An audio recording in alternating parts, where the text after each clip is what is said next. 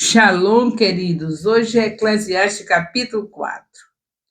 Eclesiastes, glória a Deus, né? Louvado seja o nosso Deus. A Ele toda a honra e toda a glória. Eclesiastes capítulo 4 é um capítulo onde podemos aprender diversos ensinamentos importantes. Destes ensinamentos importantes, quero destacar dois. O primeiro fala sobre a questão da injustiça e o segundo fala pela questão da unidade, do poder da unidade. Justiça e poder da unidade são os dois assuntos que temos que prestar atenção nesse capítulo. Vale lembrar que este é um livro onde o pregador parece estar se fazendo perguntas para chegar às suas conclusões.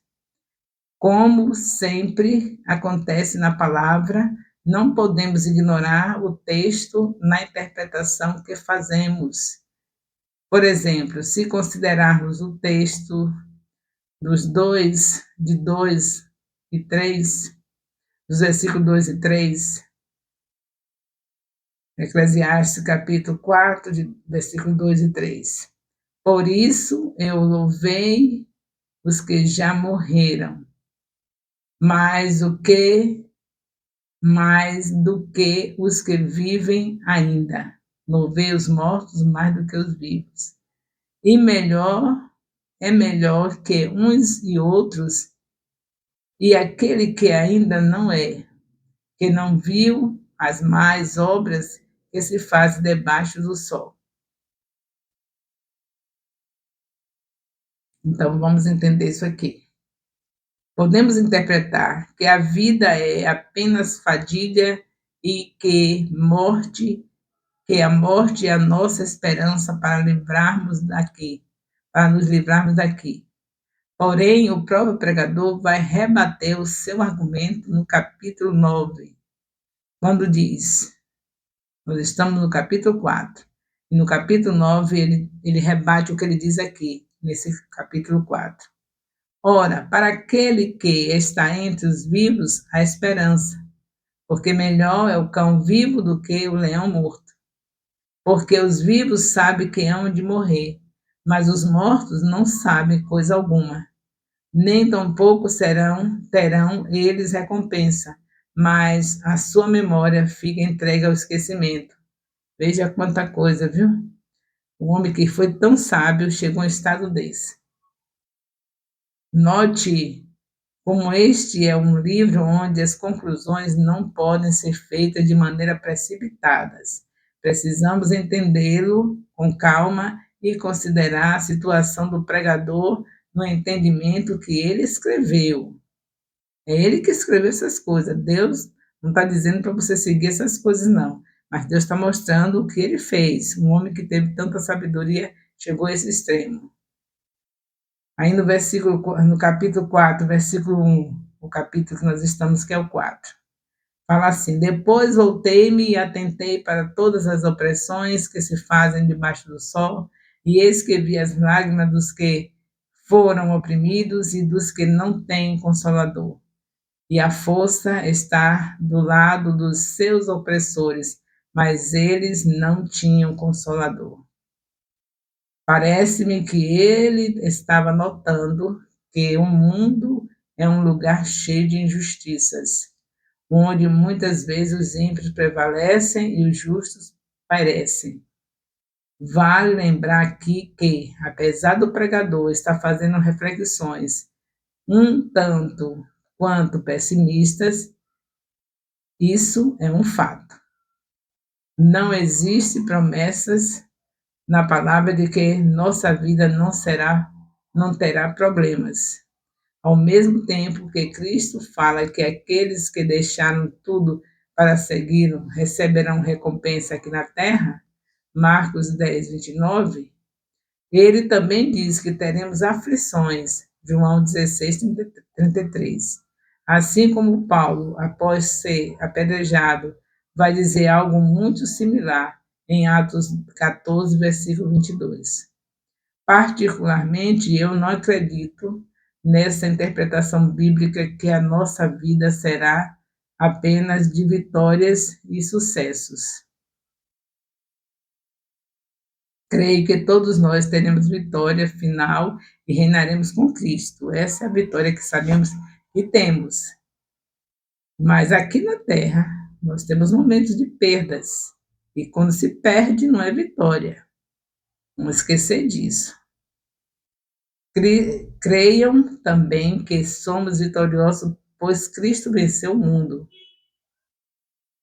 Apenas não interpreto esses princípios como se fosse, como se isso significasse que não teremos problemas na vida. Aí onde está errado, a gente dizer que não tem problema na vida, como não temos se Jesus disse que no mundo teremos aflições? Talvez o pregador aqui tenha percebido isso apenas no final de sua vida, quando tantos questionamentos lhe vieram à mente.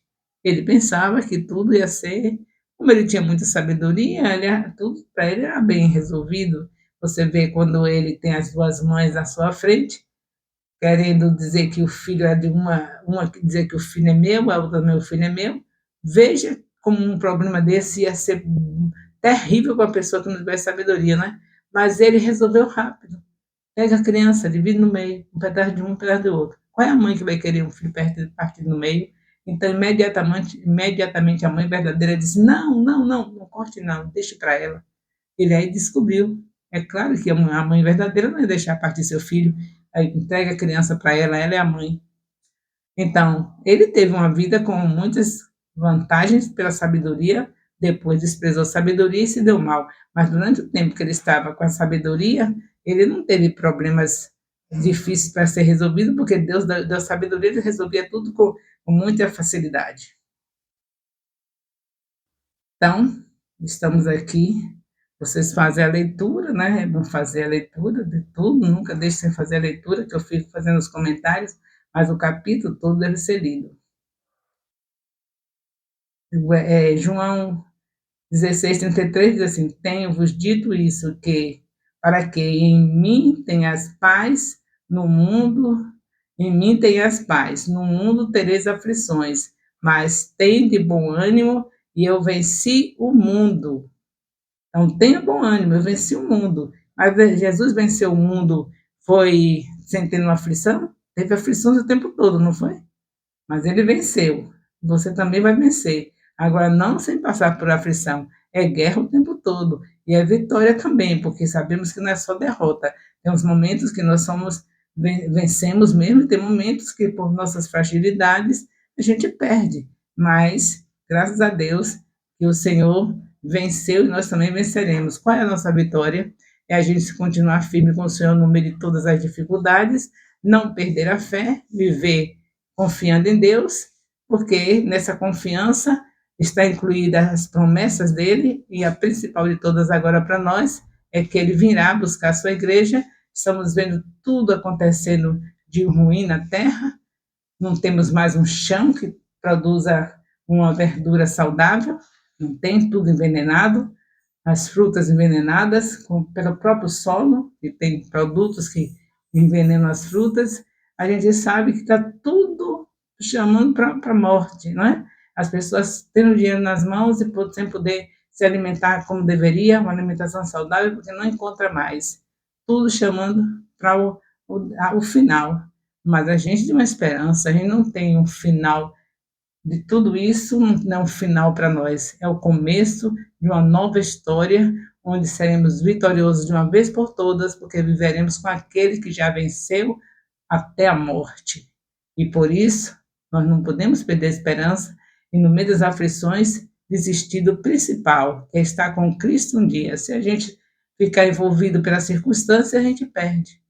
Mas eu acredito que todos os escolhidos, jamais os escolhidos, porque a Bíblia diz que Deus nos escolheu, entregou a Jesus e ele não nos lança fora. Então ele vai fazer de tudo para manter a gente com ele. E aí nós estaremos mais do que vencedores naquele grande dia, naquela cidade que não tem luz, porque ele é a própria luz. E assim cearemos com ele para sempre, teremos corpos incorruptíveis. Então aí está a nossa vitória. Mas no mundo nós temos aflições.